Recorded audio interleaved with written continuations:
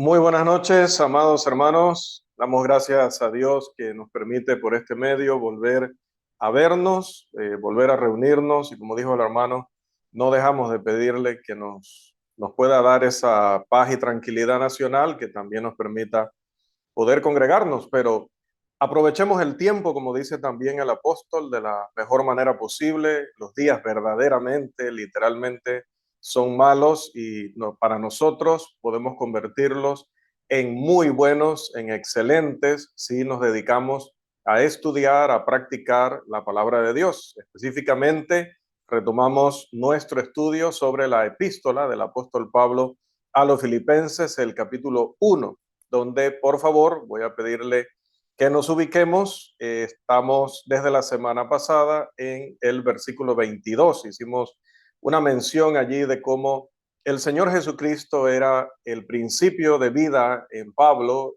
la continuación de vida también, pero el fin de vida, porque Cristo era todo para él y en él, era la dinámica de la vida del apóstol.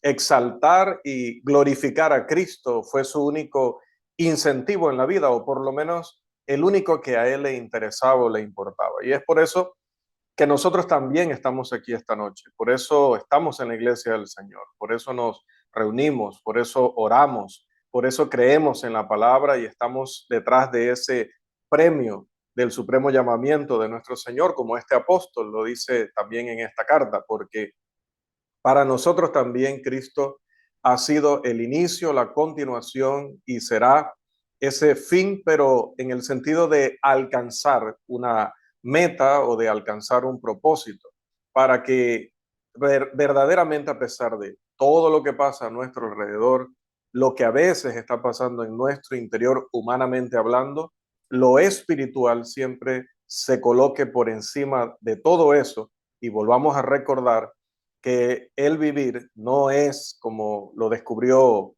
el predicador en Eclesiastés, no es el trabajo, no es los placeres, no son las riquezas, no es ni siquiera la sabiduría o inteligencia, sino el cumplir con los mandamientos de Dios, el entregarse verdaderamente en las manos de Dios para que Él haga de nosotros esas personas que Él ha diseñado en su palabra, es decir, ese nuevo hombre que Él quiere formar en cada uno de nosotros. Cristo vivía en Pablo, Cristo animaba y permeaba toda su actividad, todo lo que hacía a nivel personal o con los hermanos en la congregación, de modo que sus palabras y sus acciones eran realmente dichas y hechas por Cristo o en Cristo y por lo tanto una expresión de Cristo viviendo en él. En consecuencia, la personalidad de nuestro Señor Jesucristo era el centro y era también toda la extensión de su vida. Así que en su cuerpo, como lo ha dicho, se manifestaba el carácter y la grandeza de Cristo. Y los diversos eventos de su vida, fueran agradables o desagradables, mostraban también la grandeza de Cristo. Es más, llegó a decirle a los Corintios en el capítulo 12 de la segunda carta que es en la debilidad nuestra como humanos, como también lo recalcó en la primera carta, capítulo 2, en lo que nosotros consideramos que pueda ser despreciable para los hombres o en lo que los hombres podrían quejarse de que es una debilidad, si nosotros verdaderamente nos ponemos al servicio de Dios como Él y vivimos para Cristo, por Cristo, en Cristo, nosotros también vamos a exaltarlo y vamos a glorificarlo y las personas podrán ver la grandeza de nuestro Señor. Hermanos, es muy importante que en esta sección nosotros no nos quedemos nada más con los términos curiosos o interesantes del griego, no nos quedemos nada más con ciertas expresiones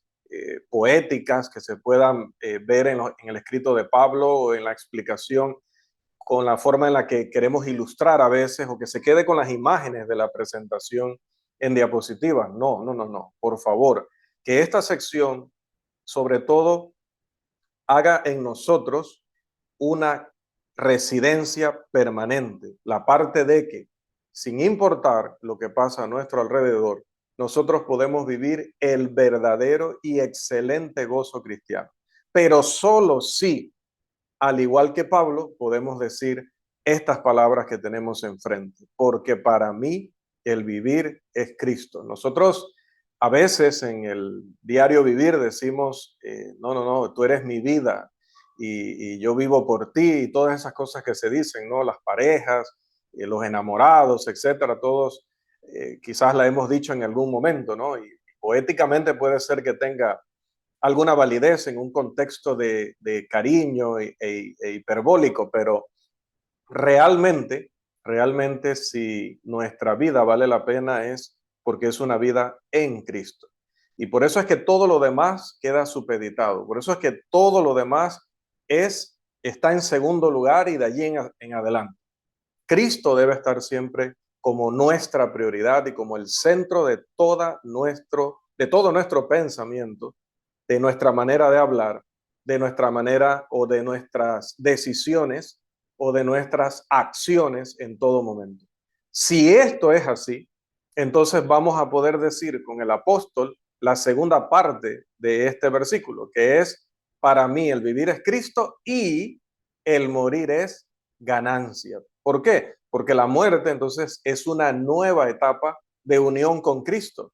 Y cuando el hombre ve la muerte como el fin de todo, sobre todo los incrédulos, los agnósticos y este tipo de personas, ven a la muerte como una cosa a la que hay que temerle o una cosa donde ya pierdes toda esperanza, no se sabe, dicen ellos, si hay un más allá o qué es lo que hay o no hay después. El cristiano no lo ve así. Mire que el cristiano dice, más bien es ganancia, porque así también lo dijo el apóstol Pablo en su segunda carta a los Corintios, el capítulo 5 y los versículos 6 al 8. Segunda de Corintios 5, 6 al 8, que lo tenemos en pantalla. Así que vivimos confiados siempre y sabiendo que entre tanto que estamos en el cuerpo, estamos ausentes del Señor, porque por fe andamos, no por vista. Pero confiamos y más quisiéramos estar ausentes del cuerpo y presentes al Señor. Amados, analiza esto. ¿Cuántos de nosotros, no sé por qué últimamente se me quedan las S al final, cuántos de nosotros vemos la muerte como lo que dice aquí el autor? Mira, realmente vivir ayuda para estar en la obra, para poder estar presentes con los hermanos, pero yo lo que anhelo es estar ausente del cuerpo y presente en el Señor, o presente al Señor. O sea, yo lo que anhelo es que llegue ese momento en que ya mi vida termine y poder estar entonces en la presencia del Señor. ¿Cuántos de nosotros pensamos así? ¿O cuántos de nosotros estamos con un terror o un temor permanente a que llegue ese momento? Y pensar en ello todavía nos provoca vértigo y nos provoca preocupación y puede que nos robe el sueño y la paz. Porque un cristiano que ha llegado al nivel de comprensión de lo que son las preciosísimas promesas del Señor, lo que la Biblia enseña acerca de la vida y la muerte, lo que la Biblia enseña acerca de lo que el hombre llama el más allá, cuando estamos claros en todo eso, podemos tener esta convicción de Pablo de decir, en realidad, digo hermano, no es que, voy a hacer un paréntesis, no es que vamos a estar tirándonos en paracaídas constantemente para ver en qué momento perdemos esta vida terrenal o que nos vamos a estar tirando no recuerdo cómo se llaman estos que se amarran y se tiran de los puentes. No vamos a estar haciendo ese tipo de cosas buscando la muerte de manera voluntaria como quien quiere suicidarse. No vamos a ir a ese extremo, pero no le vamos a tener temor a la muerte, porque para eso vino Cristo, para que nosotros entendiéramos la verdadera dimensión y el verdadero valor de las cosas, tanto terrenales como espirituales, que pudiéramos verdaderamente ubicar y definir cada cosa. Y cuando definimos muerte en el sentido que Dios la ve y nos enseña, si lo que hay después de la muerte, si morimos en fidelidad, es ir a ese paraíso, estar en ese seno de Abraham, como le llamó nuestro Señor Jesucristo, y recibir ese consuelo que recibió Lázaro, ¿Por qué tenerle miedo a eso? ¿Por qué tenerle terror a eso? La única manera, hermanos, en la que, o la única razón por la que un cristiano debe tenerle terror a la muerte es que no ande como un cristiano. Ahí sí debe tener terror, porque entonces se habrán acabado las oportunidades. Ya no podrá arrepentirse, ya no podrá pedir perdón, ya no podrá ser salvo en el día del juicio final de la condenación eterna. En ese sentido con ese motivo, sí, claro, habría que tenerle terror a la muerte, pero nosotros no somos de esos. Debemos ser de los que ven la vida y la muerte como la veía el apóstol. La muerte para Pablo era la entrada en una presencia aún más íntima de Cristo. Y hay pasajes en los que Pablo parece considerar la muerte como un sueño. De hecho, habla de ella de esta manera.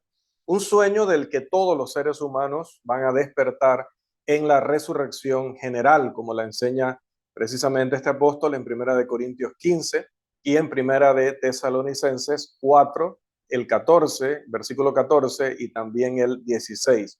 Pero en este momento en el cual él sentía sobre sí el aliento de la muerte, no la veía como un quedarse dormido en este contexto en especial, sino como la entrada inmediata a la presencia del Señor. Y hermanos, si nosotros creemos de verdad, no solo de palabras, sino de verdad en Jesucristo, para nosotros la muerte va a ser unión y reunión. Unión con Él y reunión con los que han muerto en Cristo. A veces decimos, yo quisiera haber conocido al rey David. Yo quisiera haber conocido a el padre Abraham. Yo quisiera haber conocido a tal y a cual. Pero entonces cuando llega ese momento, o cuando sentimos que está muy cerca ese momento en el que podríamos o ya vamos a conocerlos, ¿cómo reaccionamos a ello? Medite, medite en ello, ¿verdad? Medite en ello mientras me acompaña a el versículo 23 para seguir desarrollando el contexto de estas palabras de Pablo. Para mí el vivir es Cristo y el morir es ganancia. El 23 dice, mas si el vivir en la carne resulta para mí en beneficio de la obra, no sé entonces qué escoger. Interesante, hermano. Una de las partes más bellas de esta carta. Debido a lo que ya hemos explicado, en consecuencia, Pablo oscilaba entre los deseos o entre dos deseos que estaban tirando de él y estaban tirando de él en sentidos opuestos. La palabra que el apóstol usa aquí es una palabra curiosa también, la palabra sunehomai o algo similar a esa pronunciación, la cual se usaría para describir la situación de un viajero que se encontraba por un lado con un muro inescalable y por el otro lado por un precipicio, sin más salida que seguir adelante.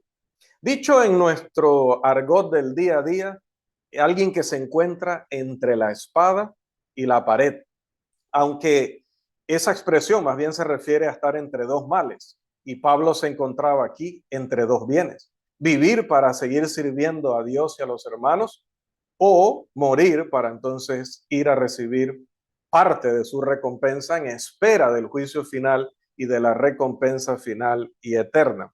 Él prefería irse ya para estar con Cristo, que era mucho mejor, era salir ganando a nivel personal o individual. Pero desde el momento en que nosotros nos convertimos en cristianos, ya no somos simplemente un individuo, ya no pensamos solo por nosotros mismos. Por eso, cuando hablamos de mantenernos comunicados, mantenernos atentos a la situación de todos, a orar unos por otros, a saber a veces hasta dónde se encuentra, decíamos el domingo, a saber por lo menos dónde se encuentra usted o que no va a estar, porque ya no somos personas individuales que solo ven por sí mismos. Ahora somos una familia. Ahora tenemos bastantes y grandes deberes con nuestros hermanos, con el mundo en general. Entonces, no podemos ir por la vida ya solo preocupándonos por nosotros mismos. Ya no podemos ir por la vida simplemente pensando en nuestras metas y tomando decisiones egoístas que terminen impactando la obra de la iglesia, que terminen perjudicando esa comunión y ese compañerismo, porque ya no puedo pensar solamente en mí. Pablo dice, si fuera solamente por mí, pues claro, saldría ganando irme y estar con Cristo, pero por causa de mis amigos, mis hermanos y de lo que todavía podía hacerse por ellos y por el mundo en general, porque tenemos una gran misión, como hacíamos énfasis en nuestro reciente seminario, entonces también él deseaba seguir en esta vida. Note que él no se queda regañadientes, ¿no? Como, yo quisiera estar con Cristo, pero bueno, ¿qué me queda? ¿Qué me queda? Si no me quiere llevar, dice la gente, ¿no? Si no me quiere llevar o si este ya no es mi último día, pues entonces me toca, pues, me toca seguir acá con los hermanos. No, no, no. Mire que él dice, no me malentiendan, aunque quisiera estar con Cristo, cuando veo la parte opuesta, lo que haría o podría seguir haciendo, y los veo a ustedes, no sé entonces qué escoger. Así que al final la decisión no va a depender de él, esa es la parte buena, va a depender de Dios, porque realmente él no sabe si al final de este encarcelamiento va a morir, no sabe qué día exactamente y a qué hora va a dejar este mundo. Estamos hablando del apóstol Pablo. Así que esa decisión no sería de él, pero él habla por lo menos de lo que es su deseo, la que sería su perspectiva. Y sigue diciendo el apóstol, teniendo deseo de partir. Y aquí el apóstol utiliza otra vez un término bastante interesante. Este término que utiliza para partir es una frase bastante gráfica, como muchas de las que ha usado en este capítulo. Usa la palabra analein, que tiene varios significados, porque por un lado es la palabra que se usa para levantar el campamento, cuando se desataban las cuerdas de las tiendas de la casa de campaña, se sacan las estacas y uno, después de recoger, se pone en marcha. De esto sabía mucho él, porque recuerde que se dedicaba al trabajo de fabricar tiendas. Entonces, visto desde en ese sentido, o vista en ese sentido, la muerte es el último viaje. Se dice que en los días terribles de la Segunda Guerra Mundial, cuando la aviación británica se encontraba entre su país y la destrucción, la cosa estaba verdaderamente al borde de la desesperación y angustia nacional, y se sacrificaban en ese tiempo la vida de muchísimos pilotos. Dice que para ese tiempo nunca se decía que uno de ellos había perdido la vida. Nunca se decía, mira que el piloto tal, o el coronel, o no sé qué rango, ¿no? El teniente tal o el sargento tal perdió la vida en batalla. No, se decía siempre que lo habían destinado o lo habían asignado a otro puesto. Esa era la manera de decir que había muerto. Y es que, hermanos, cada día nos encontramos una jornada más cerca de nuestro verdadero hogar, hasta que en última instancia levantemos la tienda definitivamente para ocupar nuestra morada permanente en el mundo de la gloria. Otro sentido de la palabra analein es la palabra para soltar amarras, recoger el ancla y hacerse a la vela. Este sería entonces, obviamente, ya un lenguaje marítimo. Como decía aquel poeta, y cuando llegue el día del último viaje y esté al partir la nave, que nunca ha de tornar. La muerte es también hacerse a la vela y partir en un viaje que conduce al puerto de la eternidad y a Dios si hemos guardado sus mandamientos. En tercer lugar, analein es la palabra para resolver problemas. La muerte aporta la solución a muchos problemas de la vida. Hay un lugar en el que se contestarán todas las preguntas de la vida y donde los que tanto han esperado van a comprender por fin muchísimas cosas. Ahora, esto no significa que estamos alentando otra vez a nadie al suicidio, ni Pablo estaba pensando en suicidio cuando utilizaba estos términos, pero definitivamente que en la muerte encontramos la solución a muchas cosas otra vez. Si esa muerte es una muerte en Cristo, si es una muerte habiendo llevado una vida como la vida que llevó este escritor inspirado. Pablo estaba convencido de que a pesar de hablar de vida y muerte y de lo que podía pasar si llegaba a irse de este mundo, él está convencido de que se quedará y de que seguirá con ellos. Y hay aquí un juego de palabras en griego que no se puede reproducir completamente en español. La palabra para quedarse es una palabra en griego que es la palabra menein. Y esa palabra, allí creo que se me quedó una diapositiva, que es donde está la palabra de quedarse, es una palabra que menein significa permanecer, simplemente permanecer, quedarse, seguir allí donde uno está.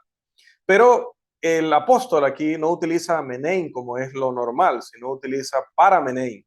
Y el detalle está en que, como dije, menein sencillamente quiere decir permanecer, mientras que paramenein es estar o quedarse al lado de una persona con la disposición a ayudarla. Porque en una parada usted tiene personas a su lado. En una fila usted tiene personas enfrente y atrás de usted. Incluso en su trabajo habrá otros cubículos o puestos donde hay compañeros de trabajo. Pero cuando es un paramenein, la persona está deliberadamente, voluntariamente a su lado para ayudarle en lo que usted necesite. Está allí porque quiere estar y sabe que es un deber y un privilegio estar allí. El deseo que tenía Pablo de seguir en esta vida no era para vivir para sí, sino para otros a los que podía seguir ayudando. Y esta, hermanos, es la vida ministerial. Esta es también la dificultad de la vida ministerial, porque es una vida que absorbe en gran manera, porque no solamente, como decía hace un rato, tienes que pensar en tus propios problemas, en tus propias situaciones, sino en cada uno y en cada una de sus situaciones y estar allí con la disposición de ver en qué podemos ayudar, como dice siempre el hermano Pablo. Pablo ahora el nuestro, el de acá, ¿verdad? Así era que si Pablo, el apóstol, conservaba la vida para poder ir a verlos otra vez, ellos tendrían razones para sentirse fuertes o fortalecidos en Jesucristo. Es decir, podían mirar a Pablo y ver en él un ejemplo luminoso de cómo, por medio de Cristo, una persona puede enfrentar lo peor sin alterarse ni atemorizarse.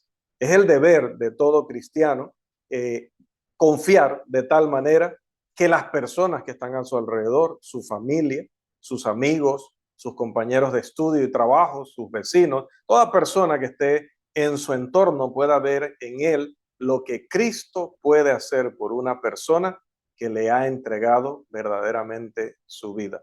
Tomemos real y sinceramente este ejemplo del apóstol. Y dice él, lo cual es muchísimo mejor. Esta es la palabra que siempre les menciono, o la frase que siempre les menciono, que Pablo utiliza siendo un superlativo que ya se ve en español, pero en griego todavía es mucho más elocuente. Ya él había expresado su deseo diciendo, morir es ganancia. Y es que, hermanos, Pablo había envejecido. Los lazos y las esperanzas carnales habían sido absorbidos por la vida espiritual superior y el deseo de su alma ya era partir y estar con Cristo. Él esperaba estar con Él en algún sentido muy importante cuando dejara esta vida. Quizás no podía, como no podemos ninguno de nosotros, entender y comprender qué es lo que se va a experimentar y vivir en ese sitio intermedio que conocemos como el Hades y específicamente en ese lugar llamado el paraíso, donde Jesús le dijo a aquel ladrón en la cruz, a aquel criminal, de cierto te digo que hoy estarás conmigo en el paraíso. El ladrón quería estar en el reino de Cristo y Cristo le dice, bueno, vas a estar en el paraíso. No iba a alcanzar a estar en el reino, porque el reino sabemos que vendría 50 días después, allá en Pentecostés, pero pudo alcanzar el paraíso, como ya hemos explicado los motivos y no está dentro del alcance de esta lección volver a repetirlos, pero pudo ir allá. Ese que había sido un criminal, había sido un malhechor. Y Lázaro, que había sido una persona que había sufrido tanto, que no había sido un criminal y un malhechor como este hombre, pues también llegó allá. Y allá estaba Abraham ya, y están todos los justos que han muerto, tanto del Antiguo como del Nuevo Testamento. Entonces, el apóstol dice, pues yo quiero ir allá. Quizás no podía entender, no podía saber todos los detalles de ese destino, pero sabía lo suficiente como para anhelar llegar allá. Y a pesar de que no sabemos todo sobre ese lugar, como no sabemos todo, ni lo podemos entender siquiera, todo lo relacionado al cielo o al infierno, pues hermanos, yo no conozco a nadie que entienda mejor estos temas que este autor de la epístola a los filipenses, que Pablo. Él no puede olvidar la ganancia, aunque su amor por la salvación de los hombres parece hacerle renunciar temporalmente a ese deseo superior y que lo lleva a él a decirle a los filipenses, por amor y por el servicio, sigo pensando que quedarme con ustedes es muy bueno, es excelente, aunque lo otro es muchísimo mejor para todas las partes. En el versículo 24, el apóstol dice, pero quedar en la carne es, note la frase, más necesario, y note el motivo, por causa de vosotros. Él era un ayudante o instructor de los filipenses y de otros cristianos. Prácticamente es la persona que ha escrito sobre todos los temas doctrinales que estudiamos en la Iglesia del Señor. Era importante que el apóstol siguiera con vida y siguiera haciendo esa labor también de evangelización de todo el mundo conocido.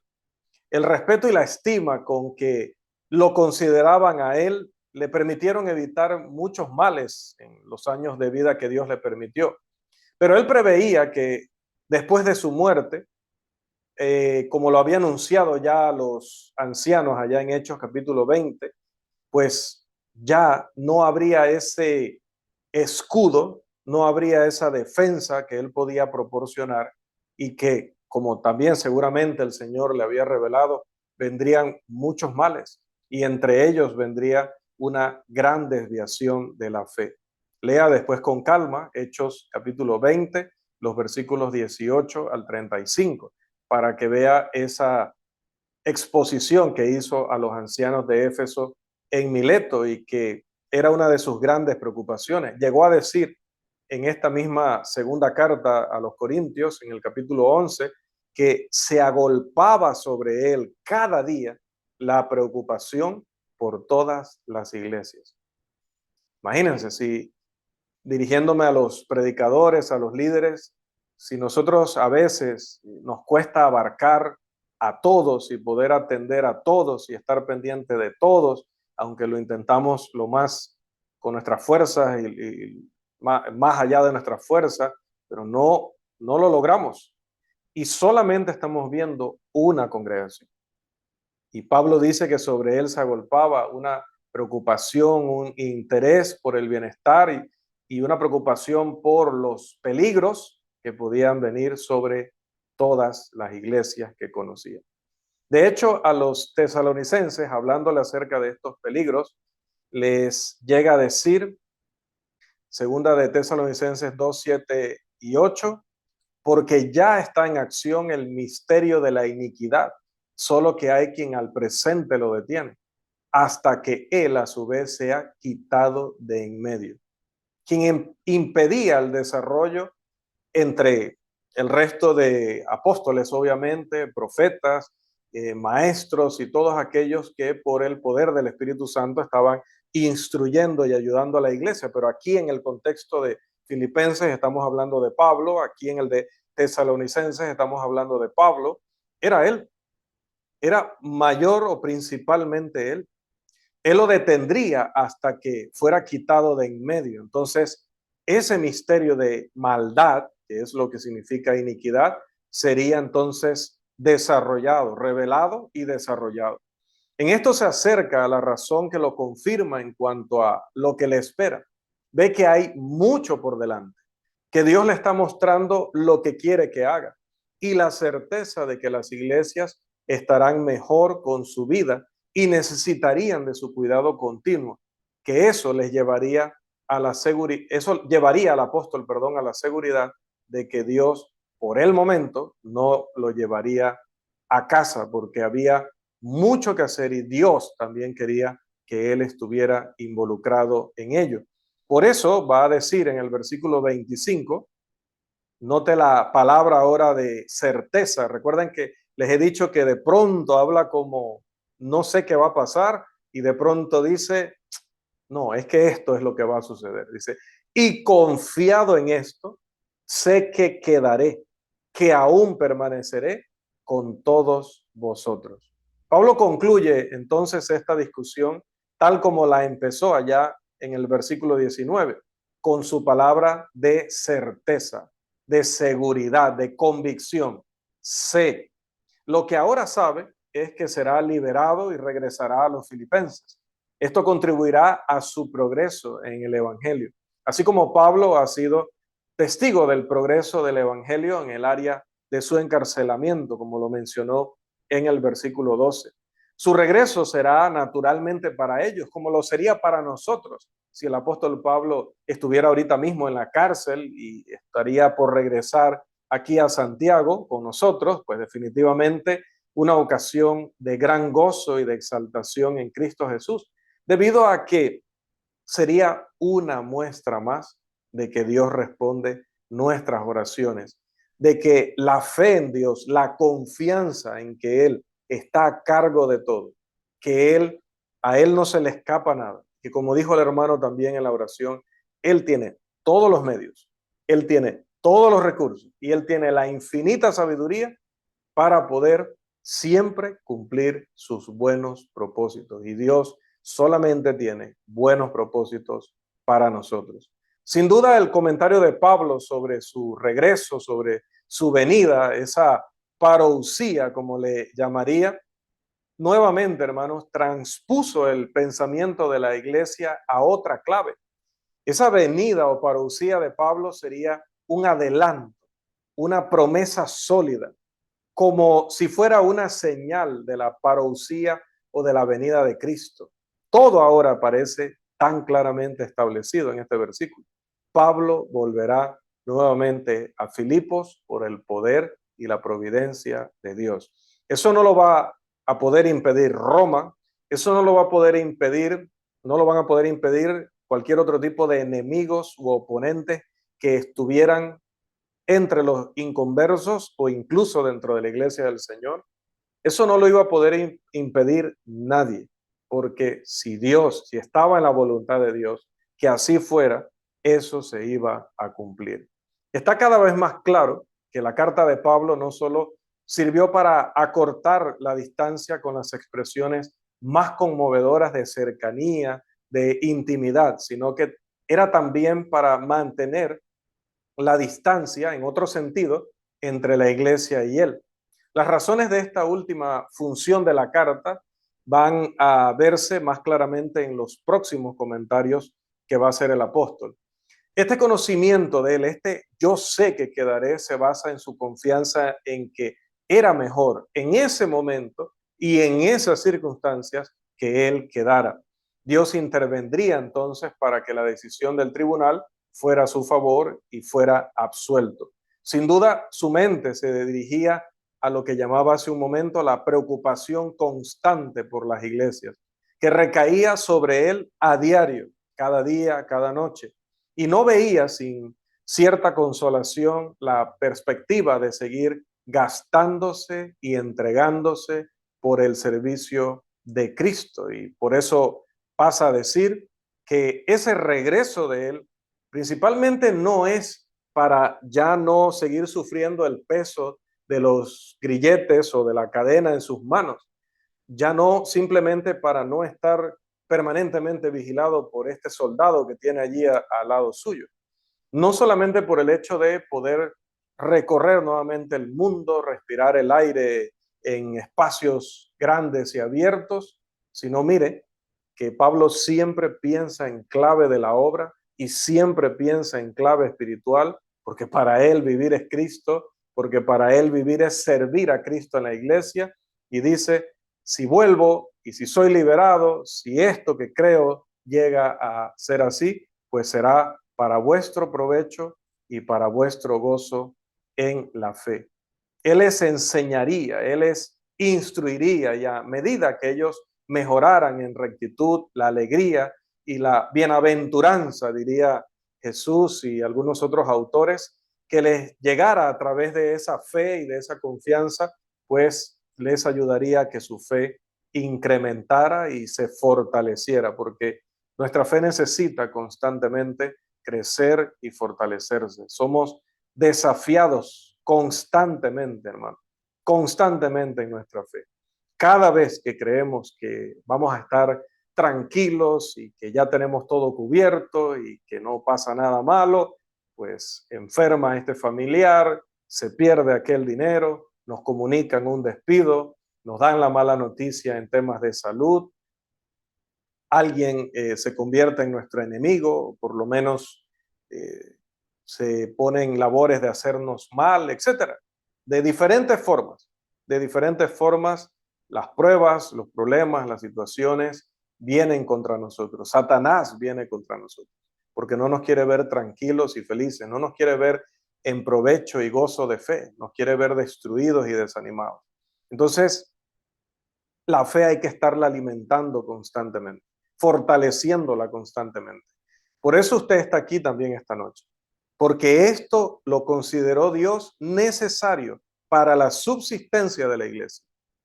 La iglesia no puede vivir sin estar constantemente en comunión unos con otros, escuchando la palabra, pero escuchándola para creerla, escuchándola también para aprenderla y para compartirla con otros. De manera que esa fe nuestra, esa convicción en lo que enseña la Escritura crezca, pero también la fe en el sentido de la confianza en que pase lo que pase, Dios es por nosotros. Entonces, ¿quién contra nosotros? Amados, el plan de Dios se va a cumplir. El propósito de Dios para la salvación del hombre se va a cumplir. No me canso de repetirlo, aunque ya lo he dicho varias veces en esta lección del capítulo 1. Entonces, somos nosotros los que tenemos que saber estar determinados y decididos a permanecer con Él. Pero solamente va a ser así y no vamos a naufragar si nos mantenemos alimentándonos en la fe. Por eso nos preocupa cuando usted no está un miércoles, perdón, cuando no está un viernes, cuando no llega un domingo, cuando por algún motivo no puede reunirse. Estas cosas, hermanos, son sumamente preocupantes porque esta comunión, esta instrucción y enseñanza, este entrenamiento constante no es opcional, es necesario, es vital. De otra manera, la iglesia no puede surgir, no puede crecer, no puede seguir adelante. El apóstol Pablo emplea aquí la misma palabra para indicar el avance de los filipenses en la fe, como la utiliza para describir el efecto de su encarcelamiento y de su juicio en los cristianos de Roma, allá en el versículo 12. Recuerden que hablaba del progreso de la fe. Acá les dice que si él vuelve con ellos y sigue ministrándoles, entonces van ellos también a avanzar en la fe. Su presencia en Filipos tendría una influencia similar a la que tuvo en Roma y se convertiría definitivamente en una motivación espiritual inmensa, enorme, para mayor actividad de parte de los hermanos. Esto por sí mismo llenaría sus corazones de alegría, una alegría que surge de la leal y creciente dependencia de Cristo, lo cual es la verdadera prerrogativa del cristiano que ha alcanzado la verdadera madurez.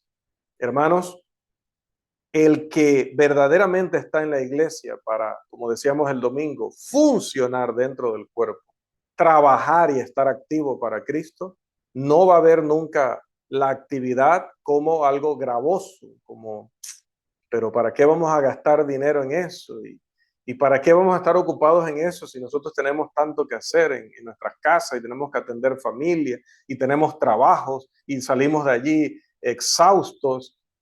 No, no lo va a ver de esa manera, sino como dice Pablo, va a ser siempre mirado el trabajo en la iglesia, se va a ver como la fuente de nuestro provecho y de nuestro fortalecimiento. Cuando venga, como decía, cuando venga el ejército, porque los males nunca vienen solos, dicen por allí, ¿no? Siempre vienen en ejército y siempre vienen como en cascada. Pero cuando eso suceda, nosotros vamos a estar preparados para ello. Amados hermanos, el tiempo ha terminado, pero me gustaría que verdaderamente nosotros veamos todo lo que hacemos en Cristo de esta forma. Todo lo que hacen nuestros predicadores, nuestros líderes, en instruirnos, en corregirnos, a veces tener que reprendernos. La disciplina no solo en el sentido de cortar comunión, sino de instruir y corregir lo deficiente.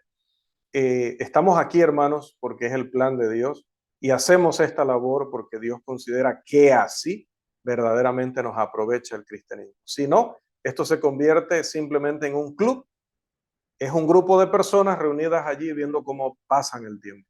Y esos no somos nosotros, nosotros estamos aquí para verdaderamente que la voluntad de Dios se cumpla en nosotros y tengamos esa grandeza de Cristo reflejada en nuestras vidas. Que el Señor les siga bendiciendo, amados hermanos.